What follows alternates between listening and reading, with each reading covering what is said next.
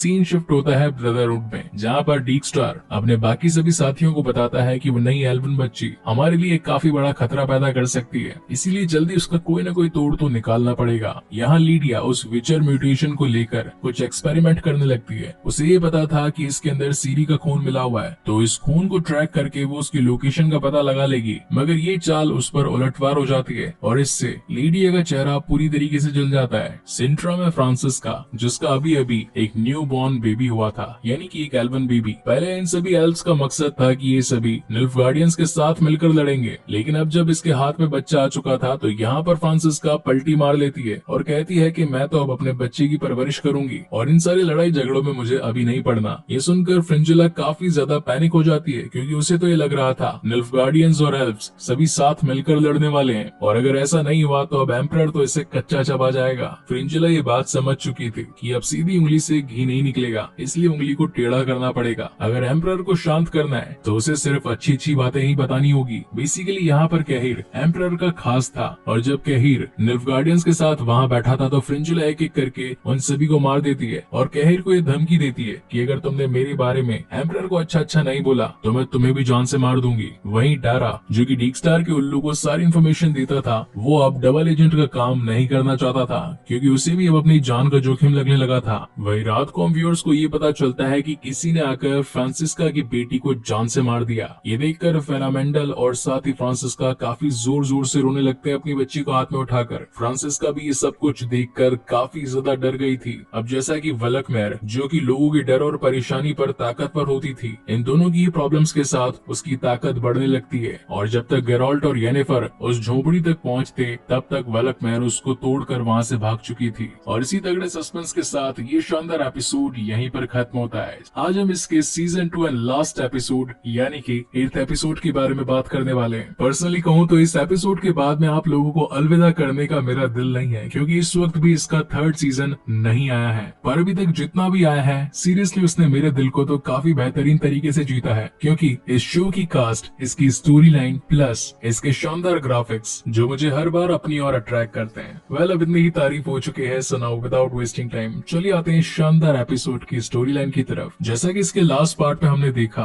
कि mother of forest या फिर कहें कि डेथलेस मदर ने उस झोपड़ी को तोड़कर अपने आप को आजाद कर लिया था, जिसके बाद ये स्टोरी वहीं से कंटिन्यू होती है, जहाँ पर वो सबसे पहले अपना शिकार सीरी को बनाती है, यानी कि वो उसकी बॉडी को पजेस कर लेती है और अब वो सीरी को उसी के एक पुराने गहरे सपने में भेज देती है, जहाँ पर इस वक्त उसकी सारी फैमिली जिंदा थी। सीरी की आंख अपने महल में खुलती है, जहाँ पर उसे अपने सामने मोज़ेक दिखाई पड़ता है, जो कि इनका राज्य जादूगर था। इसी के साथ मोज़ेक उसका बॉडीगार्ड भी था, जो कि आकर उसे तैयार होने के लिए कहता है और बोलता है कि जल्द ही फंक्शन स्टार्ट होने वाला है। मगर ये बातें सीरी को कुछ समझ नहीं आ रही थी, ये सब कुछ उसके सर के ऊपर से जा रहा था। हालांकि सीरी के सामने ही कलांती ने अपनी जान दे दी थी, जो कि हमने इसके सीजन 1 में देखा था। मगर अब जैसा कि वो अपनी पुरानी यादों में वापस आई थी तो वो कलांती को मिलकर उसके गले लग जाती है। वही रियलिटी में सीरी की बॉडी एक्चुअल में मदर ऑफ फॉरेस्ट के कंट्रोल में होती है, जहाँ वो कैर मोरैन में बाकी सभी विचर्स की एक एक करके जान लेने लगती है। वहीं पर सीन शिफ्ट होता है गेराल्ट और येनिफर पर, जो कि इस वक्त उस जंगल से निकलकर वापस से कैर मोरैन आ चुके थे। येनिफर गेराल्ट से सॉरी मांगती है, क्योंकि उसी की वजह से सीरी आज इस प्रॉब्लम में फंसी थी। मगर गेराल्ट उसे सांत्वना देता और कहता है कि जो भी हुआ सो हुआ, तुम इसमें अपने आप को गुनहगार मत ठहराओ। वेसेमीर, जो कि अपने कमरे में सो रहा था, सीरी वहाँ पहुंचकर उसे भी जान से मारने वाली होती है। तभी वहाँ ऑन टाइम गेराल्ट की एंट्री होती है, जो कि सीरी को ऐसा करने से रोक देता है, लेकिन तभी सीरी उस चाकू को छुपा लेती है जिससे कि विचर्स को मारा जा सकता था, और वो बताती है कि मैंने अभी अभी अपने सपने में एक बूढ़ी औरत को देखा। इनडायरेक्टली वो गेराल्ट को ये बताना चाहती थी कि उसे किसी बुरी शक्ति के होने का आभास हो रहा है, मगर उसने अभी तक उसे नुकसान नहीं पहुंचाया है। मगर गेराल्ट को अपनी इंटरनल पावर्स से जल्द ही पता लग जाता है कि ये सीरी नहीं बल्कि पजेस्ड की हुई डेथलेस मदर की शिकार है, जहाँ पर सीरी मौका पाकर उस चाकू से गेराल्ट को घायल करके भाग जाती है, जिसके बाद बाकी सभी विचर्स अपने घायल साथियों के पास आते हैं। ये सब कुछ देखकर वेसेमीर काफी ज्यादा गुस्सा हो चुका था और वो बचे हुए विचर्स को कहता है कि जितना जल्दी हो सके सीरी को खत्म कर दो। मगर गेराल्ट का वेसेमीर से कहना था कि आपको इतना जल्दी ये डिसीजन नहीं लेना चाहिए, मुझे आप वक्त दीजिए उसे बदलने का। मैं जानता हूँ कि सीरी के अंदर भी कुछ पावर्स हैं और वो डेथलेस मदर को उस पर काबू होने से रोक सकती है। अगर आप मुझे थोड़ा टाइम दे तो मैं उसकी बॉडी से उसे अलग कर दूंगा। वहीं पर येनिफर यास्केर को उठाती है और बताती है कि हमें सीरी को बचाना है। अब हालांकि उसके शरीर से उसका सारा कैओस मैजिक तो जा चुका था, मगर उसे पोशंस बनाने बनाने काफी अच्छे आते थे, पोशंस यानी कि काढ़े। और तभी वो यास्केर के साथ विचर्स की लैब में पहुंच जाती है और वहाँ पर एक काढ़े को तैयार करने लगती है। इसी के साथ वो यास्केर को एक रेड स्टोन देती है जो कि दिखने में एक रूबी लग रहा था। वो यास्केर को बताती है कि ये स्टोन एक गुड लक स्टोन है, इसे जाकर गेरोल्ट को दे दो, ये पत्थर उसके हर बुरे वक्त में साथ देगा। यहाँ डारा जो कि इस वक्त फेलामेंडल और फ्रांसिस्का के पास होता है, वो उन्हें बता देता है कि वो कुछ टाइम पहले तक रेडानिया के राजा के लिए काम कर रहा था और उसी ने मुझे यहाँ पर एक डबल एजेंट बनाकर भेजा था,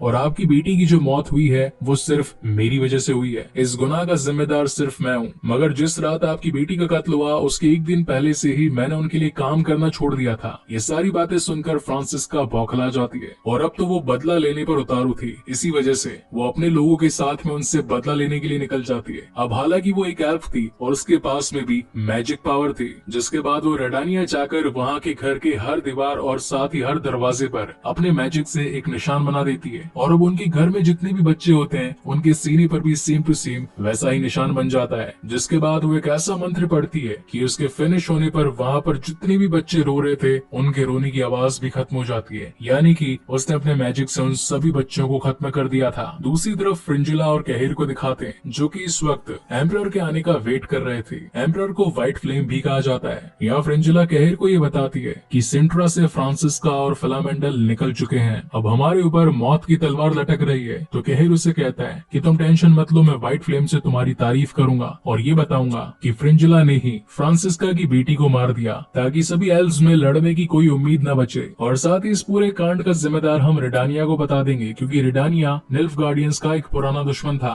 वही सीन शिफ्ट होता है सीरी पर, जो कि इस वक्त कैर मोरैन के उसी ट्री के पास खड़ी थी जहाँ पर पुराने विचर्स के मेडालियन लटके थे। उसी वक्त वहाँ पर बाकी के विचर्स और साथ ही गेरोल्ट भी पहुँच जाता है। अब इतने सारे विचर्स को देखकर सीरी जोर की चिल्लाहट करती है, जिससे वो ट्री दो हिस्सों में फट जाता है। और यहाँ पर हम व्यूअर्स को पता चलता है कि इस पेड़ के अंदर भी एक मोनोलिथ था, और यही रीजन था कि जब भी सीरी चिल्लाती थी तो इस पेड़ के मेडालियन हिलने लगते थे, और फिर वो अपनी ताकत से उस मोनोलिथ के छोटे छोटे टुकड़े कर देती है और उन विचर्स पर फेंकती है। मगर विचर्स के पास भी प्रोटेक्टिंग शील्ड थी जिसकी मदद से वो अपने आप का बचाव करते हैं। मगर इतने भी उसका गुस्सा शांत कहाँ होने वाला था, और तभी वो उस बड़े से पोर्टल में से दो बड़े बेसिलिक मॉन्स्टर को निकालती है। अब यहाँ पर बेसिलिक मॉन्स्टर से मेरा सीधा कनेक्शन है हैरी पॉटर में दिखाए जाने वाले बेसिलिक स्नेक से, जिसे कि काल दृष्टि भी कहा गया था। उसका साइज भी काफी बड़ा था। अगर आप लोगों ने मेरी एक्सप्लेन करी हुई हैरी पॉटर की कंप्लीट सीरीज को नहीं देखा तो मेरे मेन चैनल हितेश नागर पर जाकर उन वीडियोस को जरूर चेकआउट कीजिएगा। हालांकि वो इस वक्त मैंने फोटोज से बना रखे थे क्योंकि ये मेरी यूट्यूब की जर्नी के कुछ स्टार्टिंग के डेज थे, मगर अब मैं उन्हीं वीडियोस पर वापस से काम करने वाला हूँ। एक फ्रेश ऑडियो के साथ में उन सभी को वीडियो क्लिप से बनाऊंगा ताकि आप लोगों को क्लियर विजुअल मिले। यहाँ पर गेरोल्ट सीरी के शरीर से उस डेथलेस मदर को निकालने की पूरी कोशिश करता है। इसी बीच इन दोनों के बीच में जबरदस्त फाइट भी होती है। मीनवाइल ये दोनों मॉन्स्टर बाकी सभी विचर्स पर भारी पड़ रहे थे। इन दोनों का सामना करना काफी ही मुश्किल था। कभी वो मॉन्स्टर किसी का सर खा रहे थे तो कभी किसी का हाथ खा रहे थे। इन सभी से यास्कर डरकर एक टेबल के नीचे छिप जाता है। यास्कर गेरोल्ट की मदद करने के लिए उसे वो रेड रूबी स्टोन देना चाहता था, लेकिन इस वक्त गेरोल्ट एक प्रोटेक्टिंग शील्ड में था ताकि सीरी वहाँ से कहीं भाग न पाए, और इसी रीजन से वो यास्कर की बात नहीं सुन पाता। अब ये दोनों बड़े बेसिलिक मॉन्स्टर इतने सारे विचर्स को हमला करके घायल कर चुके थे, इसी वजह से वेसेमीर को लड़ाई करने के लिए मैदान में उतरना पड़ता है। मगर इस वजह से नेगेटिव बात ये निकलती है कि जो प्रोटेक्टिंग शील्ड उन्होंने सीरी और गेरोल्ट पर बनाकर रखी थी वो टूट जाती है। मगर इसी बीच एक मॉन्स्टर एक विचर का सर फाड़ देता है। ये सब कुछ देखकर वेसेमीर को अंदर से गुस्सा आता है कि ये सब कुछ जो मेरे बेटे जैसे थे आज इस सीरी की वजह से एक एक करके मारे जा रहे हैं, इसलिए वो सीधा उस पर वार करने के लिए आता है, मगर गेरोल्ट उसे ऐसा करने से रोक देता है। मीनवाइल यहाँ पर सीरी जो कि इस वक्त अपनी पुरानी यादों में थी, वो मोज़ेक के साथ डांस कर रही थी। तभी उसे गेरोल्ट की आवाज सुनाई पड़ती है जो उसे रियल वर्ल्ड से पुकार रहा था और अपनी नींद से जागने के लिए कह रहा था। वहीं पर मोज़ेक सीरी को उसके माता पिता यानी कि डूनी और पविटा से मिलवाता है, लेकिन सीरी सोचती है कि उसके माता पिता तो मर चुके थे, तो आखिर यहाँ पर कैसे हो सकते हैं। दरअसल ये सब कुछ डेथलेस मदर की एक प्लानिंग थी कि सीरी अपने अनकॉन्शियस माइंड में रहकर इस रियल वर्ल्ड में न जागे और वहीं पर रहकर अपनी यादों में अपना टाइम वेस्ट कर दे ताकि वो यहाँ पर सारे विचर्स को मार पाए। जिसके बाद वो गेरोल्ट और साथ ही वेसेमीर को खत्म करने के लिए उन दोनों से भी एक बड़ा बेसिलिक मॉन्स्टर निकालती है जो कि व्हाइट कलर में था, और वो तो आते ही सीधा गेरोल्ट के पीछे पड़ जाता है। और अब यहाँ पर इन दोनों की एक और तगड़ी फाइट दिखाई जाती है। सच बताऊं तो मैं इस वाले फाइनल एपिसोड की ग्राफिक्स से काफी ज्यादा इम्प्रेस हुआ। ये मॉन्स्टर अपने एक ही पैर में गेरोल्ट को जमीन पर घसीट रहा था। उसके मुंह से उसका लार्वा भी निकल रहा था, जिसकी वजह से गेरोल्ट का कवच पिघलने लगता है। वेल, ये सीन मुझे मेरे प्रीडेटर की सीरीज से काफी ज्यादा रिलेटेबल लगा, क्योंकि एलियंस का खून भी एक एसिड की तरह ही काम करता था, जो कि उनके सूट को पिघला देता था। यहाँ येनिफर भागते हुए सीरी के पास आती है, जिसके पास एक मैजिकल पोशन था जो कि उसने अपने पुराने एक्सपीरियंस के साथ बनाया था। मगर इसी बीच यहाँ पर वेसेमीर चाकू लेकर सीरी के पास पहुंच जाता है और उसे घायल कर देता है। इस वक्त तक यहाँ पर गेरोल्ट भी पहुंच चुका था, मगर सीरी अपने मैजिक की मदद से अपने आप को रिहील कर लेती है। वही लैम्बर्ट और उसके बाकी विचर्स साथी उस बचे हुए बेसिलिक मॉन्स्टर को मार देते हैं। सारी सिचुएशन आउट ऑफ कंट्रोल होती नजर आ रही थी। तभी गेरोल्ट अपने बाकी के साथियों को कहता है कि तुम लोग जितना ज्यादा गुस्सा होगे, इस डेथलेस मदर की पावर उतनी ही बढ़ती जाएगी, इसीलिए इसे प्यार से टैकल करना पड़ेगा। वो उसे प्यार से पुकारने लगता है। तब सीरी भी एक बार उसके शरीर में आती है। गेरोल्ट अब समझ चुका था कि अब सीरी को जगाने के लिए एक विसल की जरूरत होगी। हमारे यूनिवर्स में विसल का मतलब सीटी होता है, लेकिन इनके यूनिवर्स में विसल यानी कि ब्लड होता है। तो येनिफर अपना खून देकर उस डेथलेस मदर को सीरी के शरीर से बाहर निकालने की कोशिश करती है, जिसके बाद वो अपना हाथ काट देती है और एक मंत्र का उच्चारण करने लगती है। वहीं सपनों की दुनिया में सीरी ये देख पाती है कि उसके माता पिता, उसकी दादी और साथ ही मोज़ेक रेत बनकर उड़ने लगते हैं, यानी कि धीरे धीरे डेथलेस मदर का जादू खत्म होता जा रहा था। मगर उसके फादर के साथ ऐसा कुछ नहीं हो रहा था। इसका मतलब ये था कि डूनी इस वक्त भी जिंदा था और अब वो डेथलेस मदर पूरी तरीके से येनिफर में समा जाती है। गेरोल्ट तब सीरी को कहता है कि हमें इसे बचाना होगा, इसलिए एक पोर्टल खोलो ताकि हम इस प्रेत आत्मा को वहाँ पर भेज पाए। इसलिए जैसे ही सीरी चिल्लाकर एक पोर्टल ओपन करती है, तो उसका वैक्यूम इतना ज्यादा था कि वो येनिफर के साथ साथ सीरी और गेरोल्ट को भी अपने पास में खींच लेती है। इस दुनिया में आते ही डेथलेस मदर येनिफर की बॉडी से अलग हो जाती है और साथ ही येनिफर के जो घाव थे वो भी भर जाते हैं। मगर तभी ये तीनों देखते हैं कि घोड़े पर सवार कुछ वॉरियर्स इनके पास आ रहे होते हैं। इन सभी वॉरियर्स को वाइल्ड हंट कहा जाता है। उनका लीडर जोर जोर से चिल्ला रहा था कि हम सीरी का इस्तेमाल करेंगे और उसकी ताकत हमारे अंदर मिला लेंगे। मगर तभी सीरी जोर से वापस चिल्लाती है, जिसकी वजह से